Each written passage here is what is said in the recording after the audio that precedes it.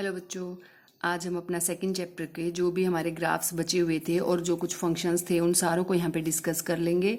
जो main graphs थे वो हमारी फर्स्ट वीडियो में कवर हो चुके हैं, बट दो चार जो बचे हुए हैं उसको हम आज यहाँ पे डिस्कस कर लेते हैं। ठीक है, अब देखो, अब ये जो पोलिनोमियल फंक्शन है, देखो पोलिनोमियल आपने 9th में भी पढ़ा है, 10th में भी पोलिनोमियल आया है, पोलिनोमियल इक्वेशंस आई हैं, है ना, बट फंक्शंस अब नहीं आए हैं आपके पोलिनोमियल। तो फंक्शन भी वैसा ही है। अब आपने फंक्शन वाला चैप्टर पढ़ा है तो आपको पता है कि फंक्शन क्या होता है। बस पोलिनोमियल फंक्शन भी ऐसा ही है कि जब हम किसी एक्स को, जब पोलिनोमियल फंक्शन वो फंक्शन है जब भी किसी एक्स पे अप्लाई करेंगे तो हमें एक पोलिनोमियल मिलेगी, तो वो फंक्शन कैसा हो गया, पोलिनोमियल फंक्शन हो गया। अब जैसे ये फंक्शन क्या है, आर से आर पे डिफाइन है, ठीक है, set to be polynomial function if for each x belongs to R, हर एक एक्स के लिए जो हमारे रियल नंबर से बिलोंग करेगी तो क्या मिलेंगे, जैसे ही हम एक्स पे एफ लगाया तो हमें एक पोलिनोमियल मिलेगी। ये पोलिनोमियल की जो हमारी जर्नल फॉर्म होती थी वो होती थी ना, देखो कि पोलिनोमियल अगर हमारी डिग्री अगर 0 है तो कांस्टेंट पोलिनोमियल यहीं के नहीं रह जाती है ना, अगर हमारी डिग्री 1 है तो इस तरह की लीनियर, जैसे 2 + 3x है, जैसे ये हमारा कांस्टेंट को शो कर रहा है, ये हमारा 3x, तो लीनियर पोलिनोमियल हो जाती। 2 डिग्री की, 3 डिग्री की, 4 डिग्री की सारी पोलिनोमियल्स यहाँ पे इसी तरह से आती थी, है ना। तो यहाँ पे और n क्या था, फाइनाइट। कभी इनफाइनाइट डिग्री की पोलिनोमियल देखी है, हो ही नहीं सकती, है ना। अगर इनफाइनाइट डिग्री की पोलिनोमियल होगी तो हम उसकी डिग्री कैसे बताएंगे। हमें कोई भी पोलिनोमियल देते थे, मान लो चाहे वो 50 डिग्री की हो, तो तुम ये बोल सकते हो कि इसका ये 50 डिग्री, इसकी पावर जो है हाईएस्ट पावर पोलिनोमियल की अगर 50 है तो इसकी डिग्री कितनी होगी, 50। अब कोई बोलेगा कि ये पोलिनोमियल तो इनफाइनाइट है, इनफाइनाइट की क्या पावर बताओगे तुम, क्या उसकी डिग्री बताओगे, है ना। जो फाइनाइट, तो हमें n जो एक फाइनाइट डिग्री होनी चाहिए ना पोलिनोमियल की, तो यहाँ पे n जो है नॉन नेगेटिव इंटीजर, और ये भी कि कभी भी नेगेटिव इंटीजर नहीं होना चाहिए, ठीक। कभी भी जो डिग्री है हमारी पोलिनोमियल की वो कैसी होनी चाहिए, फाइनाइट होनी चाहिए और पॉजिटिव होनी चाहिए, ठीक है, और इंटीजर होनी चाहिए। ऐसा नहीं कभी √x+2 पोलिनोमियल, 10th में जब पोलिनोमियल चैप्टर था तो उसमें पहले यही चीज़ तो पूछी जाती थी कि ये पोलिनोमियल है कि नहीं है। अगर कहीं रूट आ जाता है किसी वेरिएबल की पावर 1/2 या 1/3 हो जाती तो हम उसको मना कर देते थे, ये पोलिनोमियल नहीं है क्योंकि वो इंटीजर नहीं था। ओके, तो यही यहाँ पे भी यही है कि जब हम किसी फंक्शन को कोई x देते हैं और वो इनपुट x देंगे और आउटपुट अगर हमें एक पोलिनोमियल दे रहा है तो कौन सा फंक्शन हो गया, वो पोलिनोमियल हो गया। पोलिनोमियल कैसे कैसे हो सकते हैं फंक्शन, ऐसे भी हो सकता है, ये क्यूबिक पोलिनोमियल है, ये क्वाड्रेटिक पोलिनोमियल है, तो इसी तरह से और भी हायर पावर की भी हो सकती हैं। तो यहाँ पे हम ग्राफ जो है सबके अलग अलग होंगे। जैसे यहाँ पे मैंने 2 क्यूबिक के और मैंने इसके क्वाड्रेटिक पोलिनोमियल के यहाँ पे ग्राफ डिस्कस किए हैं। ये देखो, अब अगर x², अगर मैंने x वैल्यू दी f को, हमें x² मिल रहा है, ये हमें क्वाड्रेटिक पोलिनोमियल दे रहा है, तो यहाँ पे मैंने कुछ पॉइंट्स ले लिए, ठीक है, कुछ नेगेटिव पॉइंट्स और कुछ पॉजिटिव। मैंने x को -1, -2, -3 वैल्यूज दी और फिर जो है 0, 2, 3 मुझे यहाँ पे पॉजिटिव वैल्यू दी और मुझे ये आउटपुट मिली y। आपको ये तो मैंने बता ही दिया था पिछली वीडियो में कि जो आपका fx है वो आपका क्या होता है, fx आपका y के इक्वल ही होता है, तो y कोऑर्डिनेट पे लिया जाएगा, x आपका x कोऑर्डिनेट पे लिया जाएगा। तो यहाँ पे मैं देखो सबसे पहले एक पॉइंट तो यही आ गया इसके अंदर, जब ग्राफ बना रही हूँ, ग्राफ के लिए कुछ पॉइंट्स चाहिए, वो सारे मैंने यहाँ पे रखे हुए हैं।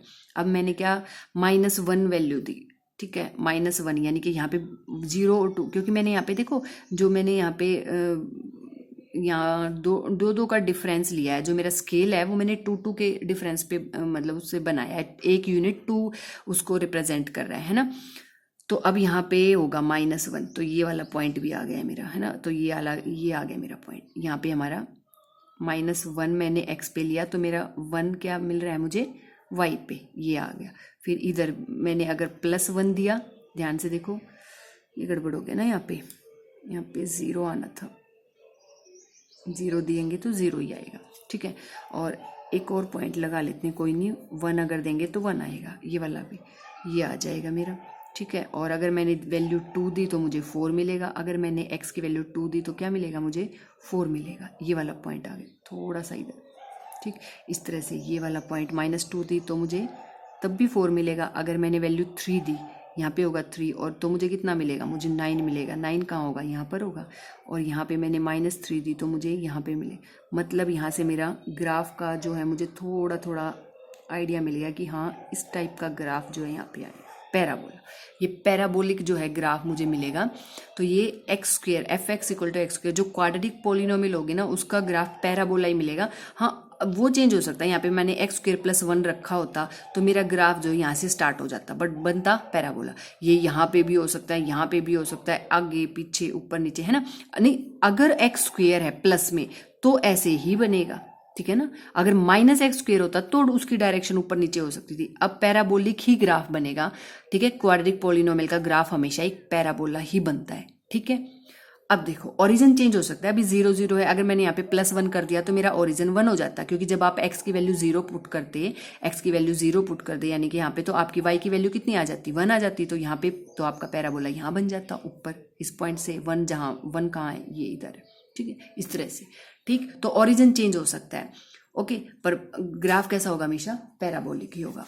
अब मैंने क्यूबिक पॉलिनोमियल ली, इसका ग्राफ बनाते हैं। मैंने यहाँ पे कुछ पॉइंट्स रखे तो यहाँ से भी मुझे थोड़ा सा आइडिया लग जाएगा कि क्यूबिक पॉलिनोमियल का ग्राफ जो है वो कैसा बनेगा। अभी देखते हैं। अभी देखो, ये 0 लिया तो 0 ही आएगा, यानी कि ये पॉइंट तो आएगा। अगर मैंने पहले पॉजिटिव ले लेते हैं, 1 ले लिया। अब देखो यहाँ पे आपने x की वैल्यू 1 ली तो 1 का क्यूब क्या आएगा, 1 ही आना है। तो 1 अगर मैंने लिया तो 1 का क्यूब क्या आएगा, 1, ये वाला पॉइंट आ गया। अब मैंने 2 लिया, 2 का क्यूब कितना आ गया, सीधा 8 आ जाएगा। ध्यान से देखो, 3 का क्यूब, यहाँ पे 3 है पॉइंट, 3 का क्यूब 27, बहुत ऊपर से यहाँ, ठीक है। अब ऊपर अगर -1 लिया मैंने, यहाँ पे लिया तो कितना आ जाएगा, -1, यानी कि यहाँ मैंने -2 लिया, यानी कि ये वाला पॉइंट तो मेरा कितना आ जाएगा, सीधा -8, क्योंकि आप देखो ना, जब x को -2 ले रहे हो तो -2 का क्यूब क्या होगा, -8 हो जाएगा ना, सीधा आपका यहाँ आ जाएगा पॉइंट, ठीक है। और फिर अगर -3 लिया तो और भी ऊपर। ग्राफ कैसा बन रहा है, ग्राफ ना ऐसा बन रहा है, एकदम से ऐसे, है ना, एकदम से वैल्यू जो आपकी इस टाइप का ग्राफ आपका बनेगा। तो ये क्या हो जाएगा, ये हमारा क्यूबिक पॉलिनोमियल का इस टाइप का ग्राफ होगा, क्योंकि यहाँ पे हम नेगेटिव वैल्यू दे रहे हैं ना। देखो इस वाले ग्राफ में कभी आपका y एक्सिस पॉजिटिव नेगेटिव नहीं आएगा। क्यों नहीं आएगा, क्योंकि जब भी आप x की कोई वैल्यू नेगेटिव दो, पॉजिटिव दो, तो आपको हमेशा आउटपुट क्या मिलेगा, हमेशा पॉजिटिव ही मिलेगा, क्योंकि स्क्वायर है। अब यहाँ पे तो क्यूब है, नेगेटिव दोगे तो क्या मिलेगा, पॉजिटिव नेगेटिव दोगे तो नेगेटिव मिलेगा, और पॉजिटिव दोगे तो पॉजिटिव मिलेगा। तो हमारा y एक्सिस भी नेगेटिव भी है और पॉजिटिव भी है ना। क्योंकि पावर बढ़ गई तो एकदम से ग्राफ का देखो, एकदम से स्लोप भी कैसा हो गया, बढ़ गया, है ना। एकदम से क्या हो गया, ग्राफ देखो एकदम से खड़ा हो गया, है ना। वहां पे क्या था, थोड़ा सा ऐसे था। जैसे जैसे पावर बढ़ाओगे तो आपका ग्राफ उतना ही क्या हो जाएगा, उसका स्लोप बढ़ता चला जाएगा, ओके। अब देखो, हम कुछ फंक्शंस की डेफिनेशंस भी देखने हैं कि हमें कई हर जगह यूज होती हैं कई वो, और हमें पता नहीं होता कि ये होता है क्या है, रैशनल फंक्शन क्या होता है, क्या रियल फंक्शन होता है, क्या रियल वैल्यूड फंक्शन होता है। टर्म्स तो कई जगह यूज हुई, बट हमें ये तो पता ही नहीं कि ये कौन सा फंक्शन होता है। देखो रैशनल फंक्शन जो होता है, अब देखो बच्चों, इनके ग्राफ जो बनाने होते हैं ना, वो तुम्हें पता लग जाएगा कि जो ग्राफ बनाने होते हैं वो मैंने यहाँ पे क्यों नहीं बताई तुम्हें इनके ग्राफ, क्योंकि देखो सबसे पहले जो रैशनल फंक्शन के बारे में देखते हैं। Rational functions are the functions of the type fx upon gx। और ये fx और gx क्या है, fx और gx जो है वो आपकी पोलिनोमियल है। ये fx और gx जब आपके पोलिनोमियल को पोलिनोमियल से ही डिवाइड करोगे, यानी कि आपका फंक्शन इस टाइप का होगा, fx equal to x square upon में 2 x3 प्लस में 2x प्लस 2, अगर इस टाइप का होगा, यानी कि आपका न्यूमरेटर में भी पोलिनोमियल और आपका डिनोमिनेटर में भी पोलिनोमियल, ठीक है। तो वो क्या होंगे, आपके कौन से फंक्शन हो जाएंगे, रैशनल फंक्शन हो जाएंगे। इनके ग्राफ बनाने जो है, ग्राफ तो देखो किसी के भी 2-3 पॉइंट चाहिए तो हमें आइडिया लग जाता है, ग्राफ तो इनके भी बन सकते हैं, बट वो क्या है, उनका ज़्यादा यूज नहीं है हमारे इसमें जो CBSE सिलेबस में। हमें ज़्यादातर जो ग्राफ जो हमारे लिए इंपॉर्टेंट है, जो हमारे लिए बार बार यूज होंगे, वो हमने सारे डिस्कस कर लिए, ठीक है। अब देखो यहाँ पे क्या है कि आपकी जो नीचे वाली पॉलिनोमियल ना वो 0 नहीं होनी चाहिए, क्योंकि अगर वो 0 हो गई तो फिर वो रैशनल फंक्शन नहीं होगा, क्योंकि रैशनल फंक्शन हमेशा इसी फॉर्म में होगा, एफ अपॉन में जी, यानी कि दो फंक्शन आपस में, एक न्यूमरेटर में और एक डिनोमिनेटर में, और दोनों क्या होंगे हमारे पोलिनोमियल। जब हमें कोई फंक्शन इस टाइप का मिलेगा वो रैशनल फंक्शन है। अब देखो real function, a function which has either r or one of its subset as its domain and range is called the real function। देखो फंक्शन मैंने r से r पे डिफाइन कर दिया, ये रियल फंक्शन है। जिस फंक्शन की डोमेन और रेंज दोनों की दोनों क्या है, सेट ऑफ रियल नंबर, है ना, सेट ऑफ रियल नंबर, वो भी रियल फंक्शन है। अब कोई बच्चा मुझसे क्वेश्चन कर सकता है, मैडम अगर r हो, मान लो f से n से r पे हो, या फिर m n से n पे हो, या n से z पे हूँ, तो क्या वो रियल फंक्शन नहीं होंगे? फिर वो भी रियल फंक्शन होंगे। क्यों? क्योंकि देखो इसमें ये बोला कि आइदर आर, या तो आर हो या वन ऑफ इट्स सबसेट, और हमें पता है set of natural number, set of integer, set of rational, set of irrational, all are the subset of real number. तो यहाँ पे डोमेन और रेंज जो है ना, या तो आर हो, या तो रियल से रियल सेट पे हो, या फिर आर का ही कोई सबसेट हो। भाई एन हो, जेड हो, क्यू मतलब रैशनल, इरेशनल, कोई भी नंबर हो, ठीक है ना, उस आपकी डोमेन और रेंज कोई उसका सबसेट हो। एन हो सकता है because N is the subset of R. Z भी हो सकता है, वो भी उसका सबसेट है। रैशनल नंबर जो है वो भी उसका सबसेट है। तो आर से आर पे हो, या एन से एन पे हो, जेड से जेड पे हो, ये सारे क्या है? ये रियल फंक्शन है। यानी कि आप एक रियल वैल्यू दे रहे हो, आपको मिल भी एक रियल वैल्यू दे रही है। अब कोई मुझे ये कह दे कि मैम 1 वैल्यू दी थी मैंने, ठीक है, मुझे वैल्यू 2 मिल रही है, मैंने फंक्शन को 1 वैल्यू दी, मुझे 2 मिल रही है, तो आप मुझे बताओ क्या ये रियल नहीं है? क्या ये रियल नहीं है? ये रियल है। रियल सेट के जितने सबसेट होंगे वो सभी तो रियल हैं, ठीक है ना। ओके, तो यहाँ पे आप एक रियल वैल्यू दोगे, डोमेन ही होगी, डोमेन में से ही होगी, और आपको एक रियल वैल्यू ही अगर आउटपुट पे मिले तो function is the real function. अब देखो एक फंक्शन होता है real valued function. Real valued function ये क्या है? फिर ये रियल फंक्शन ही होता है? नहीं, थोड़ा सा डिफरेंस होता है बच्चों। इसमें ना डोमेन चाहे रियल हो या ना हो, हमें जो रेंज है, यानी कि जो इनपुट आप बेशक रियल दो या ना दो, लेकिन आउटपुट आपको रियल ही मिलेगी। अब आप ये सोचोगे अगर रियल नंबर इनपुट नहीं दिया है तो फिर क्या दिया? फिर कॉम्प्लेक्स नंबर में चले गए क्या? नहीं, वो नहीं है। देखो एग्जांपल देती हूँ।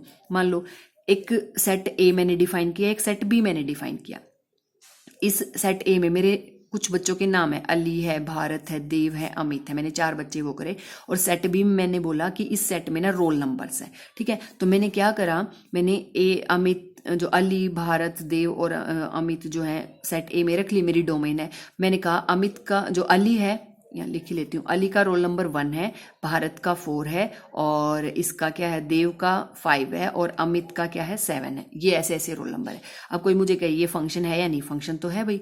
देखो ये हमारा डोमेन है, डोमेन का हर एक एलिमेंट कवर है, और सबकी अपनी एक एक इमेज भी है। एक ही इमेज है ना, यूनिक। अब कोई बोले रोल नंबर ये हो सकता है ये यूनिक ना हो, तो एक बात बताओ, हर बच्चे का रोल नंबर तो एक ही होता है ना। ऐसा तो नहीं है कि क्लास में एक बच्चा अमित है, उसका रोल नंबर 2 भी हो और उसका रोल नंबर 3 भी हो।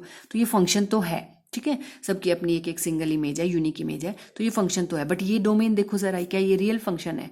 ये तो कोई रियल फंक्शन है ही नहीं। ये तो यहाँ पे तो नेम्स है। बट हमें बेशक से हमारी जो इनपुट है, जो हमारी डोमेन है, डोमेन के एलिमेंट हैं, वो रियल फंक्शन नहीं है, बट हमारी जो रेंज है वो एक रियल वैल्यू मिल रही है, ठीक है ना। रोल नंबर एक रियल वैल्यू ही मिलेंगे, पॉजिटिव इंटीजर ही तो होंगे, और पॉजिटिव इंटीजर क्या होते हैं? रियल होते हैं। कभी किसी के रोल नंबर नेगेटिव में या कॉम्प्लेक्स में तो देखे नहीं होंगे आपने, है ना। तो यहाँ पे क्या होंगे, 1 2 3 4 जो भी होंगे। तो ये हमारी रेंज जो है उसकी वो किस में आई? जो आर है वो हमारी क्या आई? रेंज जो है वो सबसेट ऑफ रियल ही है। तो ये क्या होगा? Real valued function. कि आप उसको आउटपुट बेशक रियल दो या ना दो, कोई नंबर दो या ना दो, बट आपकी जो रेंज है, जो आउटपुट है, वो हमेशा एक रियल वैल्यू आएगी। तो वो फंक्शन कैसा होगा? रियल वैल्यूड फंक्शन की वैल्यू रियल दी है ना, वैल्यू आपकी रियल आई है। आउट इनपुट चाहिए आपने कुछ